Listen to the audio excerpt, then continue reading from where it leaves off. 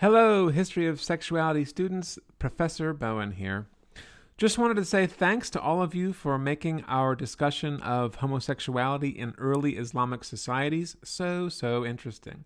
I got a lot out of our conversations last week, and I hope that you did too. In this comment response video, I wanted to respond to one of the most interesting suggestions that came out of our discussions, and that suggestion is this. Was female homosexuality the first homosexuality? In other words, does it predate the history of male homosexuality? Or to put it another way, does the history of the thing that we currently call lesbianism stretch back farther into the past than male homosexuality does? This is a really fascinating question, and I applaud those of you who brought it up. In what follows, I'd like to provide an answer of sorts, which, in brief, is yes, maybe. There are, I think, some good grounds for arguing that female homosexuality is an older thing than male homosexuality. Now, at first glance, this might seem like an odd thing to say. It would appear to run contrary to many of the pieces that we've read so far in this class, including the work of David Halprin, Michel Foucault, Leila Rupp, and, most recently, Khaled El-Ruhaib. If you'll recall, all of these historians date the quote-unquote birth of the modern homosexual to the 19th century, and they insist that the use of this term to describe same-sex sexual behavior prior to the 1800s is entirely inappropriate. During the first few weeks of the semester, we've come to understand why these historians have problems with what you might call the ancient gays and lesbians approach to history. Among other things, they've noted that, unlike the contemporary period, peoples of the past didn't define themselves in terms of who they were sexually attracted to or who they slept with. They lacked a strong preference for one gender over another. In other words, they did not identify as having a sexual orientation. This is a valid point, and there's ample evidence for it. What the evidence shows is that the famous gays of the past approach to history is hopelessly anachronistic. When it comes to sexuality, without a doubt, the gulf of history is indeed quite wide. Only until recently did people begin to think that gender was an important part of sexual object choice. This is why so many historians of sexuality stress differences and changes in the way people have understood and expressed themselves sexually across time. This is why they're also critical of terms like ancient lesbians, which appears to collapse past onto present, mapping current-day understandings of sexuality onto earlier cultures that probably had very different ways of thinking about things. All of that is valid, I think, and it explains why the constructionist position is generally a more defensible one than the essentialist one. But that's not to say that the constructionist argument is above argument. It's not beyond reproach. It has certain flaws. Among other things, one might say that the evidence in favor of the argument that there were no homosexuals before the 1800s derives from a narrow set of evidence. For example, sexual identities, the formation of sexual subcultures, the appearance of new medical terminologies, and legal codes. Are these the only things that homosexuality consists of? And, in addition to this, we might posit another criticism. Most of the historical accounts used to establish the constructionist position on homosexuality are in fact accounts of male homosexuality. The assumption is that what was true for men must have also been true for women. But was this really the case? If we know that the history of male homoeroticism is one of ruptures, discontinuities, and profound changes, does that automatically mean that the same was true of female homoeroticism? What if the line connecting past and present is not as broken when we're talking about women who are attracted to and slept with women? What if the history of female homosexuality displays more consistencies and continuities across time than the history of male homosexuality. Were women who had sex with women in the past the avatars of modern lesbians?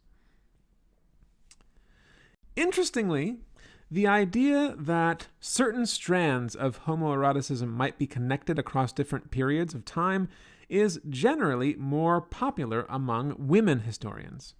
The continuist position, as you might call it, has enjoyed more popularity among them than men. We've seen examples of this already. Think of Bernadette Bruton, who argues that lesbianism in the early Christian West demonstrates marked continuities with that of the late 20th century.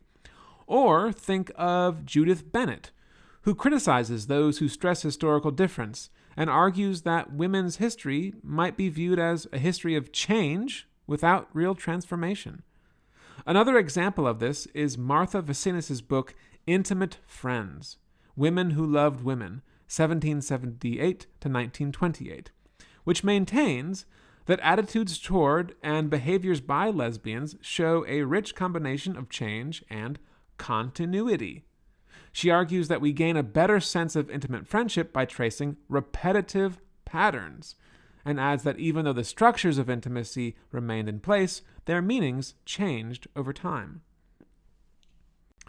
Another proponent of what we might call the continuity thesis is Samar Habib, author of the 2007 book Female Homosexuality in the Middle East: Histories and Representations. Examining a collection of chronicles, commentaries, and fictional works composed from the 9th through the 13th centuries, Habib finds evidence of a variety of what she calls lesbian encounters, and a surprisingly high degree of tolerance for those women who exhibited non-heterosexual desires. Many of these texts describe women who prefer women, using the term suhakia, or grinders, to do so. The earliest example of this comes from a writer named Al-Hasan al-Yamini, who died in 850 AD. In one of his texts, he describes how, quote, grinding is an old trait in women, and they find pleasure in it, which facilitates the exposure of their secret and their becoming famous for it. He, Prophet Muhammad, peace be upon him, said, women grinding each other is fornication. The first woman to set grinding was the daughter of Hassan Yamani. She came to Numan bin al-Muthir, and so he took her to his wife, Hind. She fell madly in love with her. Hind was the best of the folks of her time. She was completely without excesses. The daughter of Hassan did not cease to deceive her, and to decorate grinding for her, and to say, in the union of two women there is a pleasure that cannot be between the woman and the man. To safeguard herself from scandal, and knowing that her appetite could be satisfied without accusation or fear of punishment, they had intercourse. Hind found a pleasure that was even greater than the other had described, and their amorous desire for each other increased, and it had never been so between women before this. In another part of her book, Habib cites a poem attributed to the 13th century writer Tifashi. This reads as follows: how much have we grinded, sister? 90 pilgrimages, more delightful and invisible than the entries of the penis head, and then a pregnancy that pleases the enemy, and, worse than that, the reproaches of the censorers. And we are not limited in grinding, like in fornication, even though it is more delicious to the inclined. Compared to both the Jewish and Christian traditions, Habib finds that Islam was less hostile towards this behavior than other religions, as here female homosexuality was not viewed as deviant or necessarily perverse. In other words, Habib's findings are very similar to those reported by Sahar Amer, whom we read last week. And as Habib has it, evidence like this proves the existence of Arabic homosexual women at least as far back as the 9th century AD. Like other continuists, she argues that in the Middle East, lesbianism has existed throughout history and civilizations. The women described as grinders in medieval texts, she contends, have much in common with modern lesbians. This leads Habib to conclude that medieval literature reveals a kind of lesbian encounter that has, as she puts it, striking similarities to modern sensibilities. She sees a connection between homosexual desire, practice, and identity today and that of the medieval Islamic world. She thinks that all of the elements of modern female homosexuality are evident in the medieval period. Could this be the case? When it comes to female homoeroticism, is there an unbroken line connecting past and present? Do certain lesbian behaviors recur across time and space?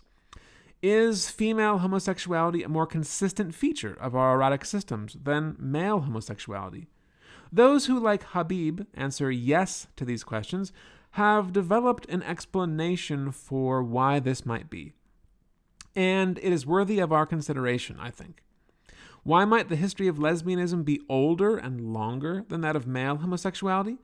Consider, among other things, that patriarchy, misogyny, and sexism have long been a feature of human civilizations. For centuries, the social power of women all across the world has been diminished by long-established patterns of male dominance. One result of this has been a sexual double standard that has constrained women's erotic options throughout history.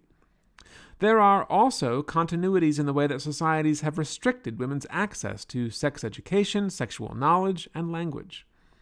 Because of these age-old inequities and disparities, and because of the fact that female-female eroticism has historically been seen as a threat to the patriarchy, might it be the case that there are lots more similarities between past and present versions of female homosexuality, more than is true for male homosexuality? If the oppression of women is a more or less ever-present historical reality, then perhaps the forms of female homoeroticism that exist today more strongly resemble those of the past than is the case for male homosexuality.